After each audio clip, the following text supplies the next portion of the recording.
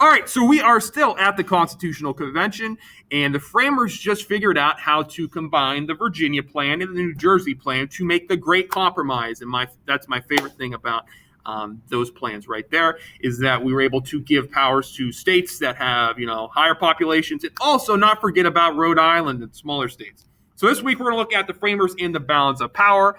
And remember, the Constitution was not adopted yet. We are still in the works of debating and talking about that in Philadelphia, the Constitutional Convention.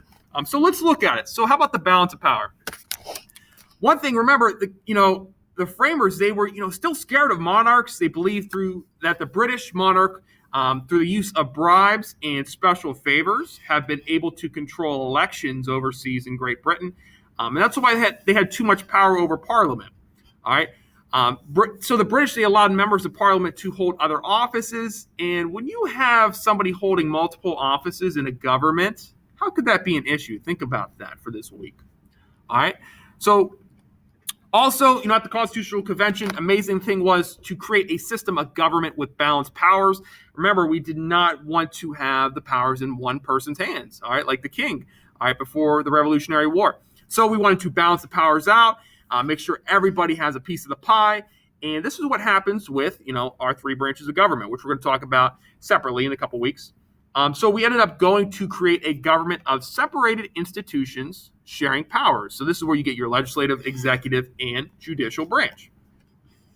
So within that balance of power, all right, let's talk about the legislative branch. All right, the legislative branch, they work at the U.S. Capitol. All right, it's an amazing building.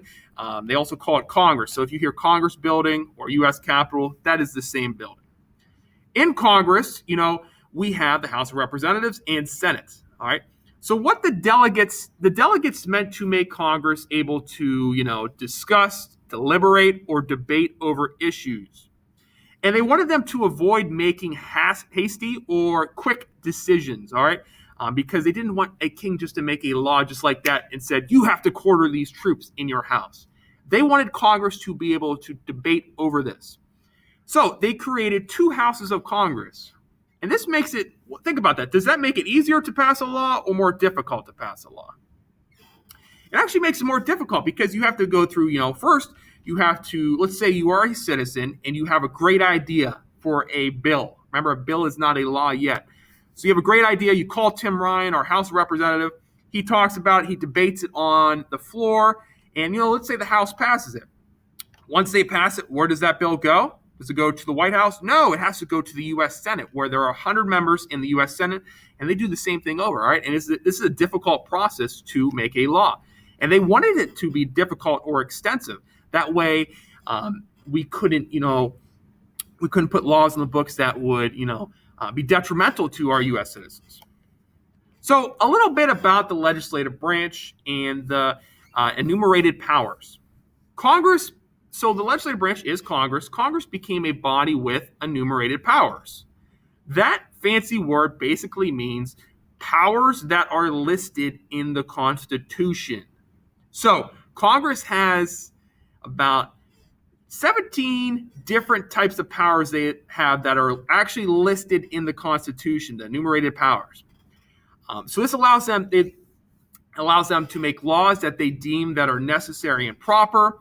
The Constitution also empowers Congress to make laws that are necessary for executing powers and those of the federal government as a whole. All right, so in the top right here, you see some of the powers Congress has. So these are some powerful tools to use for the federal government. Declaring war. The president doesn't declare war. He can, possibly ask for war, but he doesn't declare war.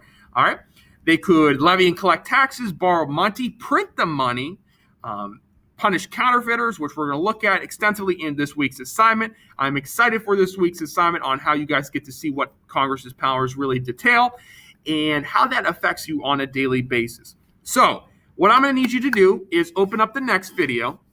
The next video explains the assignment for the week, and it will break it down and make this assignment super easy for you, okay, and fun in finding out what do our Congress members actually do in the U.S. Capitol.